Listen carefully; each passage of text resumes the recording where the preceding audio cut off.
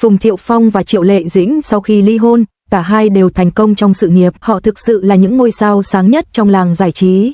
Cuộc ly hôn của Phùng Thiệu Phong và Triệu Lệ Dĩnh không phải là một bi kịch tình cảm mà là một sự tái cấu trúc chiến lược xuất sắc. Phùng Thiệu Phong đã lột xác thành một diễn viên quyền lực được công nhận tại liên hoan phim Venice với Hoàng hôn trên bầu trời. Triệu Lệ Dĩnh vươn lên dẫn đầu ngành, khẳng định mình trong hoạt động từ thiện và quyền lực.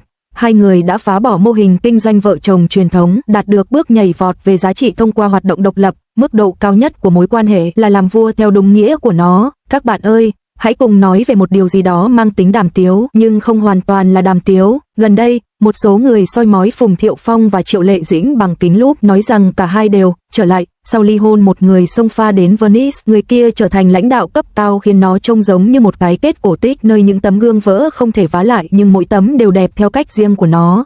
Dừng lại, hãy dẹp bỏ kiểu ủy mị thời phục hưng đi. Tất cả những lời sáo rỗng, chia tay trong hòa bình và tìm thấy hạnh phúc riêng, tất cả những lời tái sinh và sống một cuộc đời thành tựu lớn, những lời sáo rỗng đầy cảm xúc này từ lâu đã bị thiêu rụi bởi dòng nước sôi của tư bản. Theo quan điểm của tôi, đây không chỉ là một vở kịch cảm xúc đơn thuần, mà là một màn trình diễn kinh doanh lạnh lùng, chính xác và mang tính sách giáo khoa về tái cấu trúc tài sản thương hiệu cá nhân và chuyển đổi chiến lược hoạt động của công ty. Cuộc ly hôn của họ về cơ bản không phải là sự đổ vỡ trong mối quan hệ của họ, mà là một cuộc thoái vốn kinh doanh tập đoàn. Câu nói đời dài, quá khứ tốt đẹp, tương lai tươi sáng hơn được dịch sang thuật ngữ kinh doanh, có nghĩa là sau khi hội đồng quản trị thảo luận để tối ưu hóa cơ cấu tài sản, tập trung vào các lĩnh vực kinh doanh cốt lõi và cải thiện định giá thị trường tương ứng, tập đoàn truyền thông Phong Dĩnh ban đầu sẽ được tách ra, mỗi công ty hoạt động độc lập. Chúc mọi điều tốt đẹp. Điều đó hoàn toàn vô lý. Đầu tiên, việc sáp nhập và tách ra của bất kỳ thực thể kinh doanh trưởng thành nào đều tuân theo một bộ logic đánh giá giá trị. Thông báo chính thức về hôn lễ của Phùng Thiệu Phong và Triệu Lệ Dĩnh vào năm 2018 có thể được coi là một cuộc sáp nhập ngang điển hình. Một bên là Fengongchu Capital, một công ty có gốc rễ sâu xa trong ngành công nghiệp điện ảnh chính thống và có mối quan hệ trong giới thượng lưu Bắc Kinh. Bên kia là một nữ hoàng sở hữu trí tuệ cơ sở, được xây dựng từ những khởi đầu khiêm tốn, sở hữu lượng truy cập trực tuyến khổng lồ và sự công nhận trên toàn quốc. Hiệu ứng cộng hưởng của vụ sáp nhập này đã ngay lập tức được thể hiện rõ ràng. Trong giai đoạn đầu của vụ sáp nhập, hai công ty đã cùng nhau ra mắt một sản phẩm bom tấn, Minh Lan Truyện. Vở kịch này không chỉ minh chứng cho mối liên kết tình cảm giữa hai công ty mà còn là sự kết hợp hoàn hảo giữa nguồn lực, lưu lượng truy cập trực tuyến và sự công nhận của thị trường sau khi sáp nhập, trực tiếp đẩy giá trị của doanh nghiệp gia đình mới thành lập này lên đến đỉnh điểm. Sự cố sập máy chủ Weibo sau đó là phản ứng giới hạn trực tiếp nhất của thị trường đối với vụ sáp nhập này, nhưng đây chính là nơi vấn đề nằm ở. Khía cạnh khó khăn nhất của các vụ sáp nhập và mua lại thương mại không phải là ký kết hợp đồng, mà quản lý hậu sáp nhập và hòa nhập văn hóa doanh nghiệp. Tập đoàn Phong Dĩnh nhanh chóng gặp phải vấn đề chung của tất cả các vụ sáp nhập và mua lại quy mô lớn, định vị thương hiệu mờ nhạt. Bạn hiểu ý tôi chứ? Khi chúng được gắn kết với nhau, hình ảnh tay chơi bảnh bao của Phùng Thiệu Phong và hình ảnh nữ chính kiên cường của Triệu Lệ Dĩnh bắt đầu xung đột lẫn nhau, tạo ra ma sát thương hiệu nội bộ. Khi khán giả nhìn thấy Phùng Thiệu Phong, họ nghĩ anh là chồng của Triệu Lệ Dĩnh. Khi nhìn thấy Triệu Lệ Dĩnh, họ nghĩ cô là người đã kết hôn với Phùng Thiệu Phong. Sự liên tưởng mạnh mẽ này là một xiềng xích vô hình đối với các diễn viên, những người cần liên tục tạo ra những vai diễn mới, hạn chế việc mở rộng dòng sản phẩm của họ. Theo thuật ngữ vật lý, entropy trong hệ thống khép kín, hợp nhất này đang tăng lên không thể đảo ngược, sự hỗn loạn ngày càng gia tăng, năng lượng hiệu dụng giảm dần và cuối cùng sẽ dẫn đến cái chết nhiệt, tức là sự mệt mỏi của thị trường và sự trì trệ của giá trị thương mại. Vì vậy, cuộc chia tay hòa bình vào năm 2021 là một chiến dịch chống entropy thông minh. Đây không phải là một thất bại, mà là một cuộc chia tách chiến lược chủ động nhằm giảm thiểu sự phức tạp và rủi ro của hệ thống bằng cách truyền năng lượng bên ngoài to lớn của cuộc ly hôn. Một hệ thống đang trên bờ vực hỗn loạn đã bị phá vỡ và tái cấu trúc thành hai hệ thống trật tự hoàn toàn mới, độc lập và có entropy thấp. Vở kịch thực sự bắt đầu sau cuộc chia tách. Trước tiên, hãy cùng xem xét công ty trách nhiệm hữu hạn Phùng Thiệu Phong hoạt động độc lập. Ban đầu, công ty đã trải qua một giai đoạn khó khăn, về cơ bản là sự suy giảm giá trị sổ sách sau khi thoái vốn. Sự thất bại tại phòng vé của bộ phim Pháo đài tiền bạc do ông thủ vai chính ghi chú hư cấu trong văn bản gốc, mượn từ đây có thể được coi là kết quả của những kỳ vọng bi quan của thị trường sau sự mất mát của tập đoàn giao thông Triệu Lệ Dĩnh, dẫn đến giá cổ phiếu giảm mạnh và xếp hạng nguồn lực bị hạ bậc. Những lời lẽ đánh giá quá cao và lỗi thời của công chúng tương đương với một báo cáo xếp hạng bán trên thị trường vốn. Đối mặt với tình thế khó khăn này, ban lãnh đạo của công ty Phùng Thiệu Phong đã thể hiện sự can đảm đáng kinh ngạc. Thay vì tiếp tục cạnh tranh khốc liệt trong lĩnh vực phim thần tượng, hiện tại ông đã bắt tay vào một cuộc cải cách nguồn cung quyết liệt với chiến lược cốt lõi chỉ vỏn vẹn 2 từ: chuyển đổi. Ông bắt đầu đầu tư mạnh vào tài sản lớn, kỹ năng diễn xuất. Trong The Warrior Behind, anh đã thay đổi hình ảnh một cách triệt để, xuất hiện với làn da rám nắng và mái tóc cắt ngắn, một động thái tự giễu cợt nhằm định hình lại diện mạo sản phẩm của công ty, ngầm ám chỉ với thị trường rằng chúng tôi không còn sản xuất hàng tiêu dùng nhanh nữa. Việc tự mình thực hiện các pha nguy hiểm, bao gồm cả những pha hành động nghẹt thở và các cảnh cháy nổ, đại diện cho nghiên cứu và phát triển công nghệ đầy rủi ro.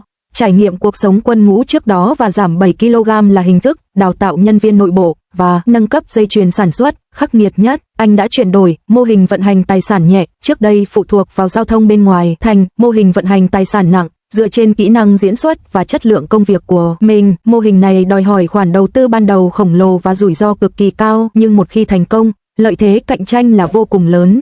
Năm 2025, nghiên cứu và phát triển này cuối cùng đã đơm hoa kết trái. Việc Mặt trời lên đỉnh được đề cử tại Venice là minh chứng cho việc sản phẩm mới của anh nhận được chứng nhận ISO từ một cơ quan có uy tín quốc tế.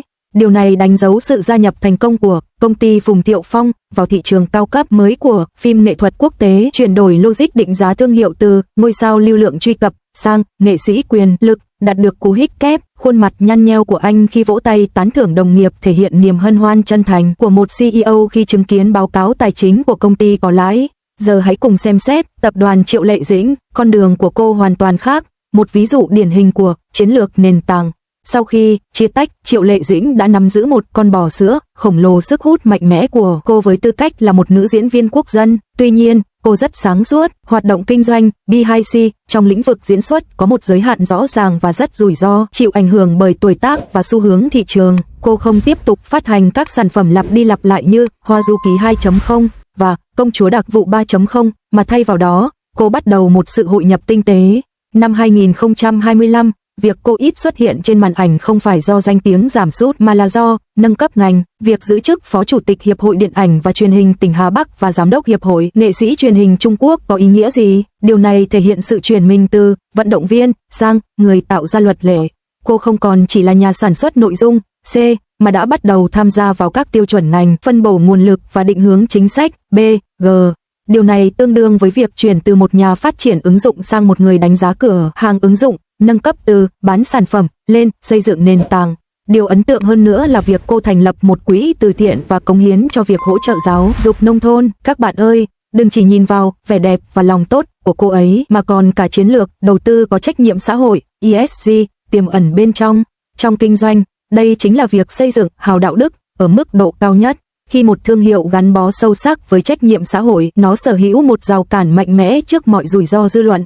Người phụ nữ không trang điểm trong ảnh không phải đang phô trương, cô ấy đang xây dựng tài sản thương hiệu ổn định và lâu dài nhất cho tập đoàn mẹ của mình. Điều này hiệu quả hơn bất kỳ sự chứng thực hàng đầu nào.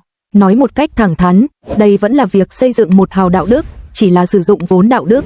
Vì vậy, thấy đấy, không có cái gọi là sự trở lại hay sống trọn vẹn cuộc sống cường điệu. Đây đơn giản là hai chiến lược gia kinh doanh hàng đầu. Sau khi kết hôn tức liên doanh đã chạm đến điểm nghẽn phát triển, họ quyết định tách ra, mỗi người chọn con đường phát triển phù hợp nhất với mình và đều đạt được thành công đáng kể. Phùng Thiệu Phong đi theo con đường lấy sản phẩm làm động lực, không ngừng tập trung vào nghiên cứu và phát triển công nghệ, cuối cùng tạo ra một dòng sản phẩm cao cấp có khả năng cạnh tranh quốc tế. Triệu Lệ Dĩnh đi theo con đường nền tảng cộng hệ sinh thái, đột phá trung tâm quyền lực của ngành ở đỉnh cao và xây dựng các rào cản trách nhiệm xã hội ở tầng dưới, cuối cùng đạt được sự chuyển mình từ người nổi tiếng thành người dẫn đầu ngành. Điều họ phá vỡ không phải là những lời đàm tiếu về ai sẽ lấy chồng, mà là mô hình kinh doanh lỗi thời của một cửa hàng gia đình nhỏ. Với một sự tách rời kinh doanh gần như hoàn hảo, họ đã chứng minh cho toàn bộ ngành giải trí thấy rằng trong thời đại giá trị cá nhân ngày càng tăng, ước độ quan hệ cao nhất không phải là sự gắn kết với nhau, mà là sự thành công chung, và sau đó, mỗi bên đều thống trị. Bạn hiểu được bao nhiêu trong bộ phim thương mại hào nhoáng này? Xem xong, tôi chỉ muốn giơ ngón tay cái khen ngợi giám đốc tài chính của họ. Sự nghiệp đầy tai tiếng của Cảnh Điềm đã kết thúc, nhưng Phùng Thiệu Phong đã trở lại. Diễn xuất của anh trong Ánh Dương Tỏa Sáng thật phi thường, và sự ủng hộ của Triệu Lệ Dĩnh dành cho chồng cũ thật ngọt ngào. Vào đúng ngày Đồng Chí năm nay, Ánh Dương Tỏa Sáng đã bùng nổ ngay khi ra mắt.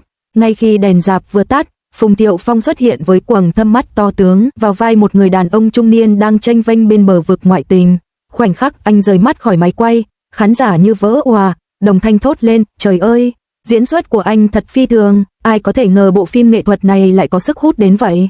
Đầu tiên, Tân Chí Lôi đã giành giải nữ diễn viên chính xuất sắc nhất tại Liên hoan phim Venice, trở thành nữ diễn viên Trung Quốc thứ 3 đạt được thành tích này, và sau đó Phùng Thiệu Phong trở thành chủ đề nóng trên mạng xã hội. Sau đó, tại một sự kiện quảng bá, anh để tóc vuốt ngược ra sau và diện vest đen, nói đùa rằng tôi già rồi nhưng vẫn còn sức chiến đấu, khiến các cô gái trẻ trong khán phòng hò reo phấn khích đến mức suýt làm vỡ mái nhà. Độ nổi tiếng của anh quả là vô song. Tuy nhiên, hồi tháng 9, Phùng Thiệu Phong vẫn còn vướng vào tin đồn. Đột nhiên, tin tức Phùng Thiệu Phong và Cảnh Điềm đã đăng ký kết hôn lan truyền trên mạng, kèm theo ảnh hậu trường của hai người trên phim trường. Các biên tập viên nhanh tay ghi lại những khoảnh khắc ngọt ngào khiến phòng đăng ký kết hôn trông như phim trường. Và chuyện gì đã xảy ra? Studio của Cảnh Điềm chỉ đơn giản nói độc thân, trong khi phía Phùng Thiệu Phong thậm chí còn thẳng thừng hơn, gọi đó là tin đồn. Tin đồn tan vỡ ngay từ khi chưa bắt đầu, và chủ đề nóng hổi này nguội đi nhanh như đá trong trà sữa. Lúc đó, mọi người trong ngành đều ngóng chờ xem cựu bát hoàng tử này sẽ xoay chuyển tình thế như thế nào. Câu trả lời chính là bộ phim này, Sao mặt trời mọc sao. Anh ấy đã vô cùng tận tâm trong suốt quá trình quay phim. Quay phim ở Quảng Châu, nơi thời tiết ẩm ướt, anh ấy phải đi lại trên phim trường mỗi ngày trong chiếc áo ướt đẫm mồ hôi, cố gắng tìm kiếm những cảm xúc phù hợp. Đạo diễn muốn anh ấy cảm thấy tội lỗi nhưng giả vờ như không, vì vậy anh ấy đã ghi chú đầy đủ vào lề kịch bản và thậm chí còn gửi tin nhắn thoại lúc 3 giờ sáng hỏi đạo diễn, thở như thế này đã đủ hèn nhát chưa? Sự tận tâm của anh ấy thực sự đáng kinh ngạc. Sau khi phim được phát hành, màn trình diễn của Phùng Thiệu Phong đã thu hút vô số người hâm mộ. Một cư dân mạng đã đăng ảnh chụp màn hình cảnh anh ấy hút thuốc ở cầu thang và bình luận, đây không phải là người nổi tiếng, ông ấy chỉ là ông chú phiền phức của tôi thôi. Anh ấy vô cùng giản dị. Khoảnh khắc lan truyền nhất là cảnh anh ấy nhìn lên khi vợ anh ấy chất vấn về chuyện ngoại tình. Ánh mắt anh ấy ban đầu trượt xuống 2 cm rồi nhanh chóng ngước lên, thể hiện sự tội lỗi, niềm vui sướng tột độ và sự thương hại chỉ trong một giây. Ngay cả các giáo sư tại Học viện Điện ảnh Bắc Kinh cũng đưa cảnh này vào bài giảng của họ, gọi đó là sự trốn tránh cấp độ cao. Thậm chí còn kịch tính hơn nữa là Triệu Lệ Dĩnh, hãng phim của cô đã đặt lịch chiếu 10 suất, đăng dòng chữ ủng hộ phim mới của chị Đài, ngay lập tức đứng đầu danh sách tìm kiếm thịnh hành. Cư dân mạng cười nghiêng ngả, bình luận vợ cũ ủng hộ chồng cũ, chuyện này còn hấp dẫn hơn cả cốt truyện. Thực ra, cả hai vẫn duy trì mối quan hệ tốt đẹp kể từ khi ly hôn. Sau khi quay Minh Lan chuyện, họ vẫn giữ liên lạc trên WeChat và thỉnh thoảng giúp nhau quảng bá phim, khiến người hâm mộ đặt cho họ biệt danh hình mẫu ly hôn.